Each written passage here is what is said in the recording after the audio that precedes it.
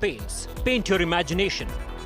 Co-powered by only OLX Autos gives the best price for your car. Co-powered by NetMeds, India की अपनी pharmacy.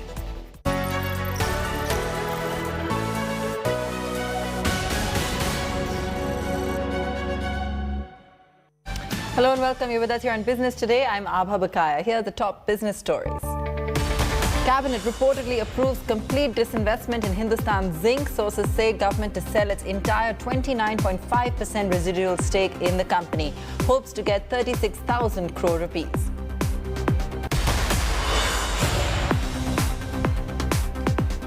Bears stay put on the Lal Street for third day. Sensex drops 303 points as IT index plunges 3%. Nifty ends below 16,050.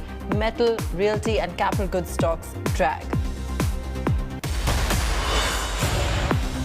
Fresh curbs on sugar exports to contain inflation, restricted by the government to 10 million tonnes a year. Union Cabinet takes the plunge a day after import duties on edible oils were reduced. Wheat exports were also restricted earlier to cool prices. SpiceJet ground systems allegedly hit by a ransomware attack results in long queues at airports and delays in flights. The airline confirmed the attack this morning and said its IT team had rectified the situation. In another crypto scam, Monkeypox Inu coin has tanked 99% after developers have allegedly run off with $400 million of investors' money. Someone exploited the monkeypox hype and created a crypto token called Monkeypox Inu. Cryptocurrency reached a significant market cap in just the past few days.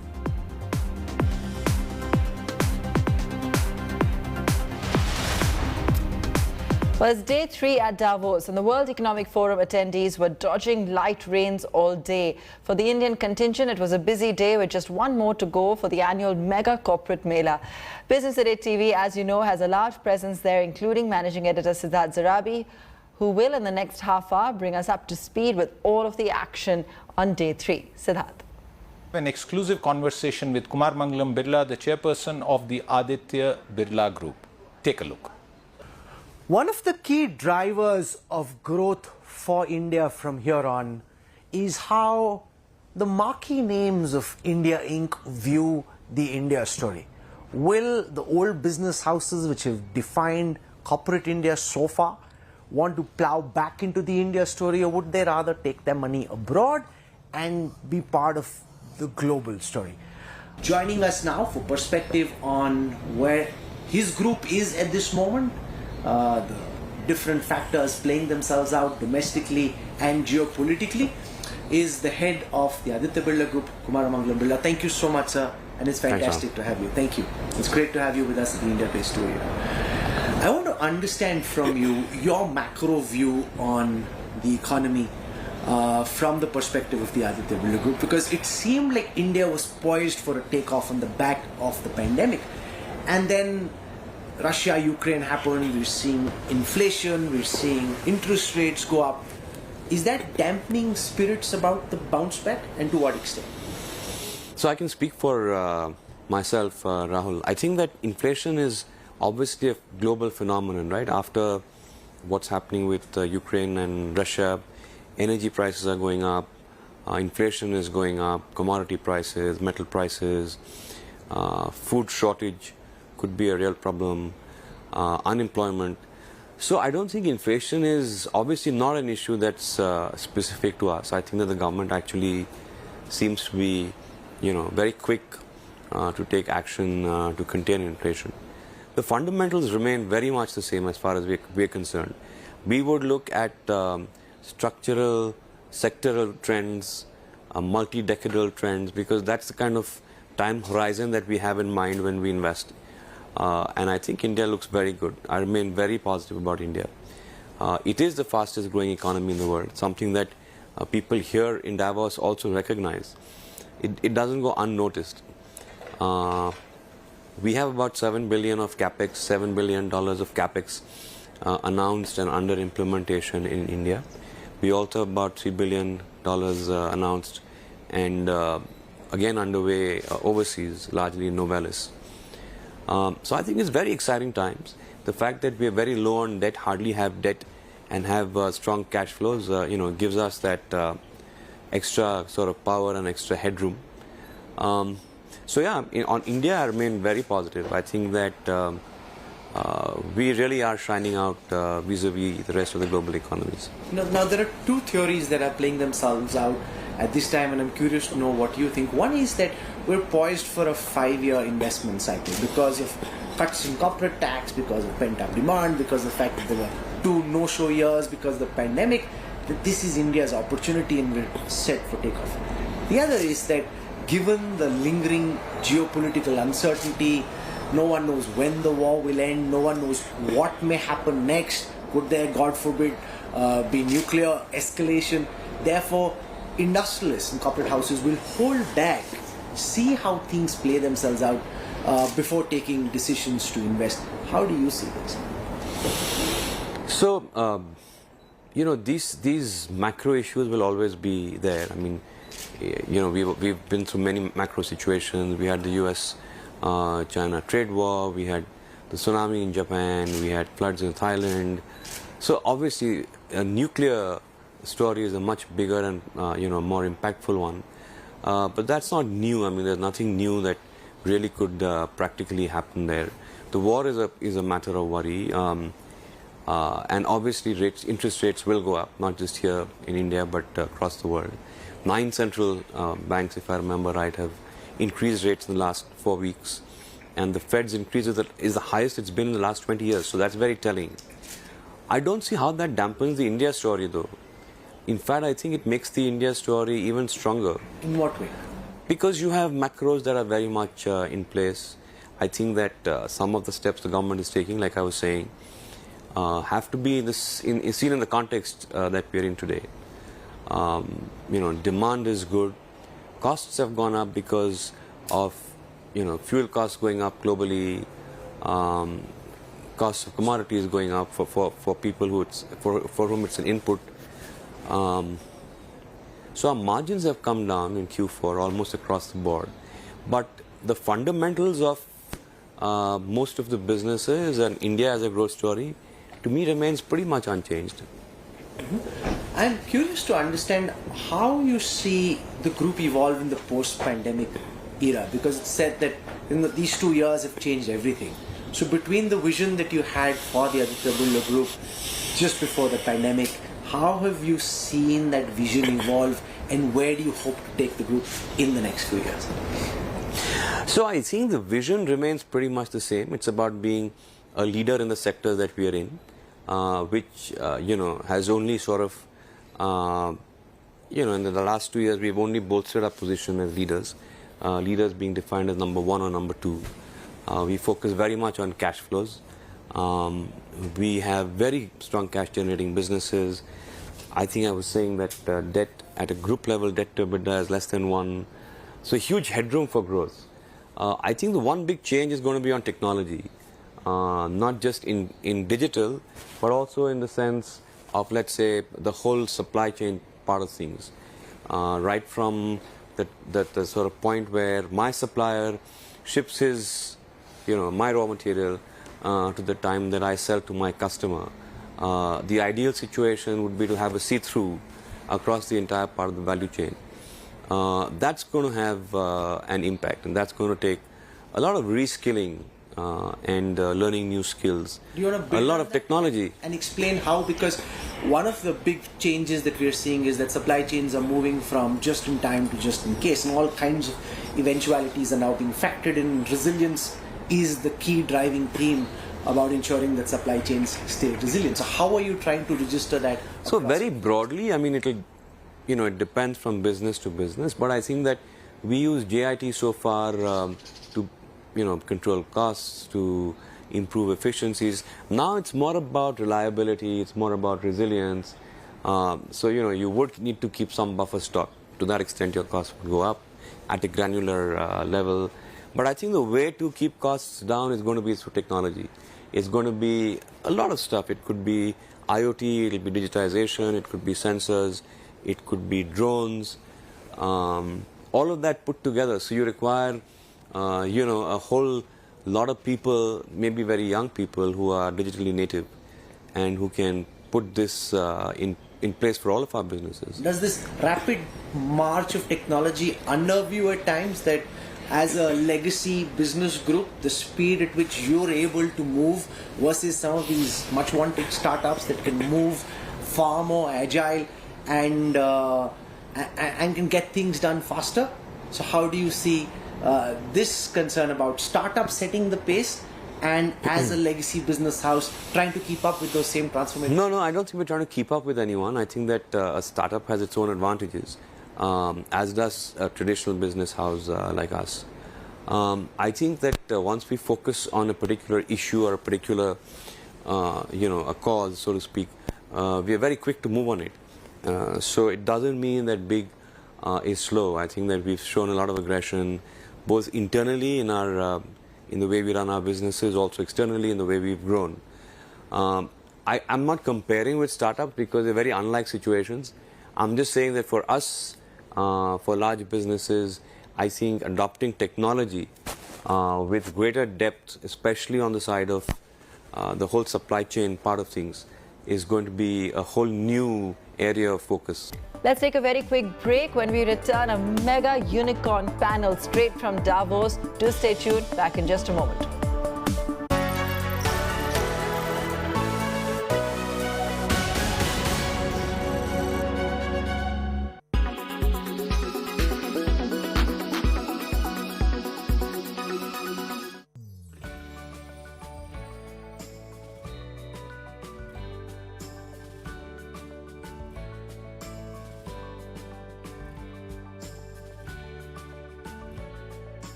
Only lots of people can help to change climate change, and we want to show that the breath is a slogan to make the world a little bit better.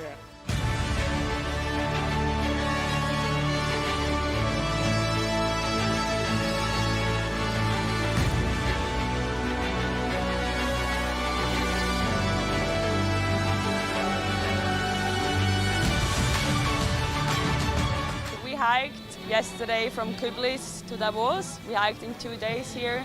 It was a protest for climate justice, and in the end, we demand more action from the economic leaders that are here in Davos, that they do more for climate change.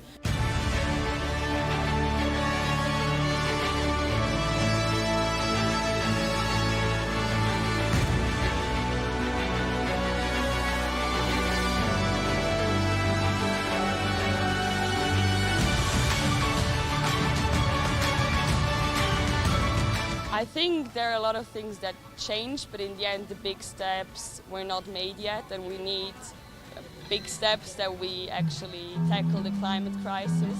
And I see that there is a shift in values slowly, and that people talk about it more, and it's more important, it's more on the agenda.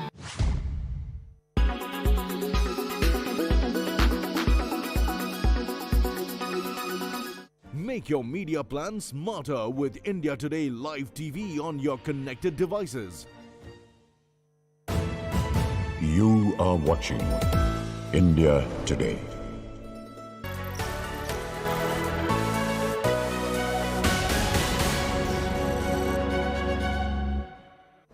Welcome back. We've had a stellar conversation with some of India's most famous startups.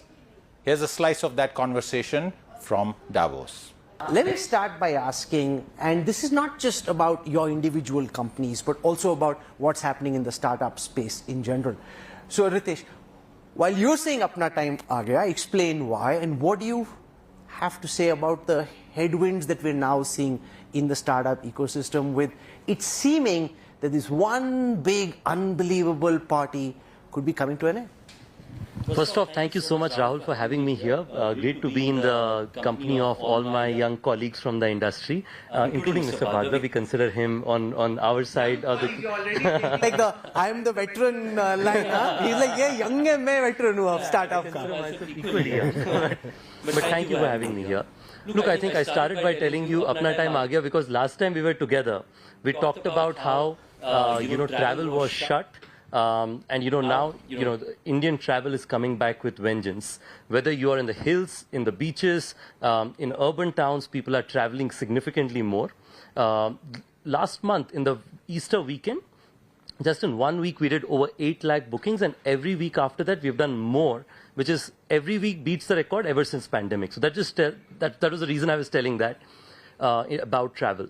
I think that said, generally, if you look at the broader startup ecosystem, I would like to call out 3 things, right? The first bit is no one can take away that the last 3 years have been transformational for the Indian startup ecosystem. And, everything that grows so quickly needs to consolidate for a little time before it starts growing all over again. And that's what I feel is what's happening here.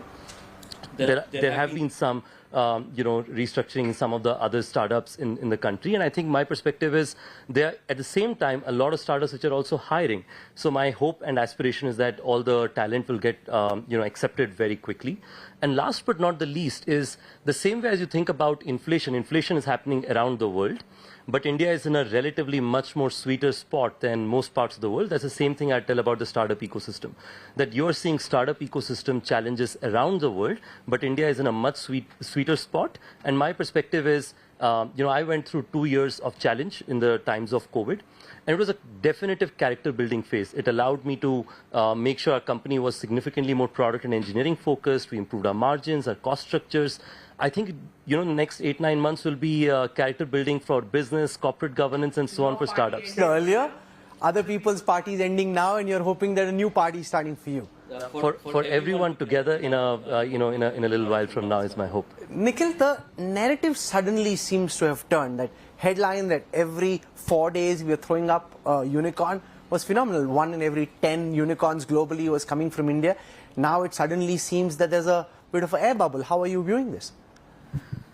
So Rahul, for the lack of a better word, the private markets for a while now have been more expensive than public markets.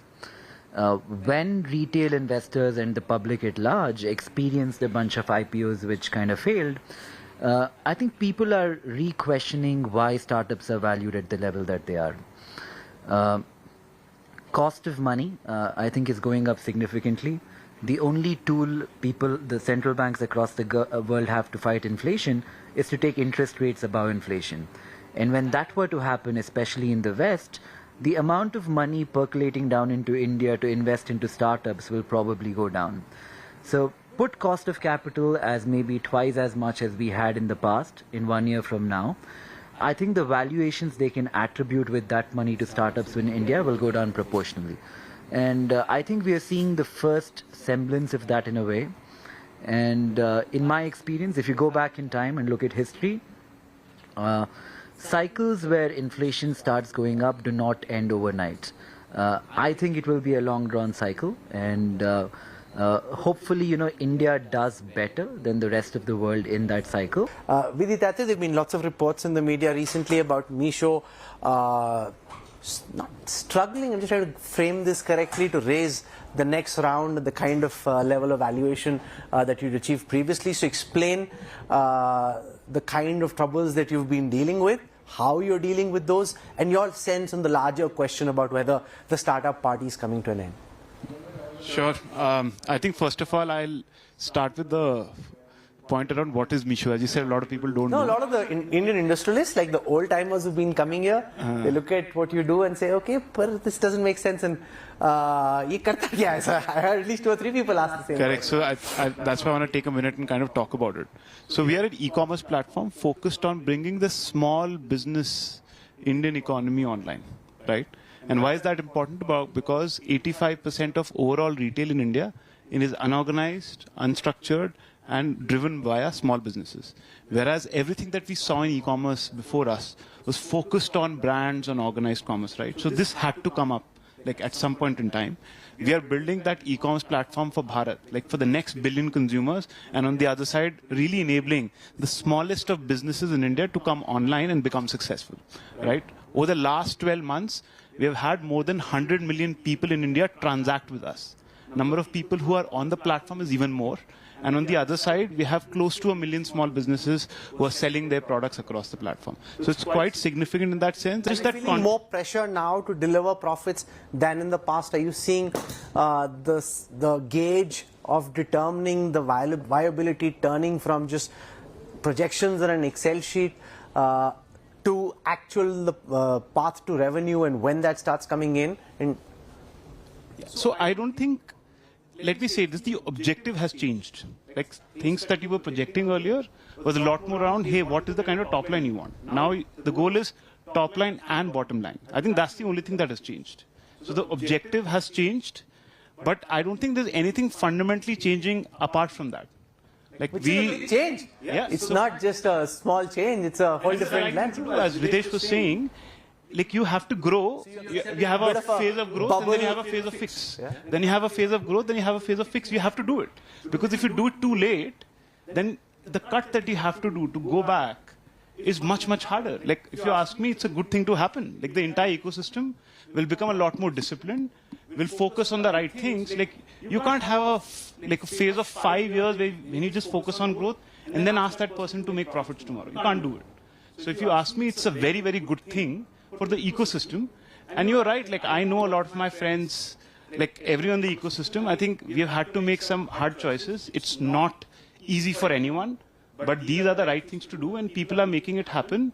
It's tough now, but I think 6 months down the line, all of us will realize that it was a great thing for the ecosystem. So because has the music, Deepak, in your view, just been paused as Vidit hopes for 6 months? Or do you think that potentially this artificial party could be over? So let me first start. You mentioned about Tokyo. Let me give you an example and you're talking about valuations. The market capitalization of Suzuki Motor Company on Tokyo Stock Exchange is $14.8 billion. The market capitalization this morning of Maruti Suzuki on the Mumbai Stock Exchange is $26.8 billion. That, Rahul, is the magic of India. Now let me move beyond valuation. Startup is not just a story of valuations and unicorns. Actually, startup is a story of solutions, innovation and disruption. This story has just begun. You've heard the 4 stars which we have here. They just represent the beginning of a new story. And let me start and tell you why I say that. Of my 764 districts in India, today over 700 of them have a registered startup with us. The story of India is now beginning. The story of India is moving beyond those 10 or 12 metro centers and centric ones where this has happened, and it's moving down to those villages where the real disruption is coming up, because the disruptions coming from there are disruptions for solutions which are coming there, are the ones which would cater to 6.5 billion of the world's population and not just the top 500 million. That is where this story has just begun. And the other element to that is that the new India which is emerging out of this, and by the way, when we are in Davos, everybody agreed today, India has arrived. That, I think, is a common sentiment, not just by us, but by everybody across, and not just in Davos, but they said on the world stage. So the new story of India which is coming up is now bottom-up, is not any longer top-down, Rahul. And when you have this bottom-up, which is diverse, because one of the other elements of the success of Indian startup story is it's a reflection of the Indian economic story and the social story, where the acceptance of startups has come. But look at our economic story. Even in the midst of the most unprecedented lockdown in human history, we have retained our position of being the fastest growing large economy on the planet. We were just discussing, we are 9,200 days away from our 100th birthday. At this rate, I will add $25 trillion by 15th August 2047. We couldn't even hit 5 trillion in 2022, which was promised, partly because of the pandemic. But the fact is that we're running at a far slower run rate than your government had hoped for. But Rahul, let me just point to the other thing. IMF had said that we will do a 5 trillion in 28, 29. They've revised it to make it earlier to 26, 27. Times, when you're looking at a span of time in the history of a nation, there'll always be 12 to 24 months here and there. So sometimes you go faster, and sometimes you might go a little later. The party is just beginning. Only just begun. The one place where the party is definitely very turbulent right now is in the crypto ocean, where we're seeing with some stable coins like Luna, the bottom just fall off. It's like the Titanic hitting an iceberg, and then it's just going down really fast. And we've seen all other cryptocurrencies also, including Bitcoins, taking a big hit. So is your party over? Absolutely not. And I think what is happening is, it is happening across, be it stock market, be it any other market that you see, right? The same is happening with crypto market, because the Fed has increased the rate, the liquidity is drying up. You're seeing same thing with startup valuations, startup funding, all across the market, right? Crypto is an asset class in the making. It's new. It's defining the rules of the new internet. So the party has just begun. Right? And you're a very dangerous party. I mean, it's a party with potentially no rules, a party where the cops are keeping a very close eye and they could come barging in with sirens and everybody in the party could end up in trouble. I think that's a very wrong representation of what crypto industry is. And I wouldn't be sitting here if that was the party I was part of. The party that I'm part of is building the new internet. In 90s, when the internet was just starting, I think there were a lot of skeptics. We were saying the same thing about the internet, that it is used for all the wrong reasons. Now we have seen that crypto has moved away from Silk Road. It has now come to the main street, and tomorrow it would be part of the Wall Street as well. What's your view on cryptocurrencies? Like, do they make sense to you, or is this a party which makes absolutely no sense to you? Well, I would hate to say that it doesn't make sense. I believe don't be a skeptic of something you're not an expert at. No, don't be diplomatic. This just sounds like you trying to weave a very diplomatic answer. Tell me what you think. Well, I've always debated between gold and crypto, for example. I have been more favorable to gold, and I've been, adding gold in my portfolio. I'm probably like 15-20% old school gold right now. The problem. How much crypto are you? 0. Yeah, I have never ever transacted, never bought a single crypto. So it doesn't make sense to you then? Yeah, I realize that he's feeling pressure. Just walk out together. I have to go back. I might meet him in the evening. Now, how do I keep it sane and diplomatic? But tell me. No, see, the thing with crypto is, I get why we need something like the crypto. I think the Federal Reserve in America, whatever, the 11 trillion they've printed in the last 18 months, it's more money than they've ever printed, and backed by nothing essentially, right? I think they've been obnoxious in how cavalier they've been with their money printing. If you were to put in so much excessive supply of a certain commodity, it is bound to devalue. But it's a mystery why the dollar is strengthening in the last quarter. It's strengthening even this month. For those reasons, I think an asset class outside of that domain makes sense to me. Why that asset class has to be crypto, Bitcoin, Ethereum, that I don't get. I get the finite nature of, Bitcoin and these crypto coins, but I do not see why for that use case this is the answer. I'm not able to draw that bridge. And that's all we have time for on the show today. All the highlights, the biggest voices from World Economic Forum continue this week on Business Today TV.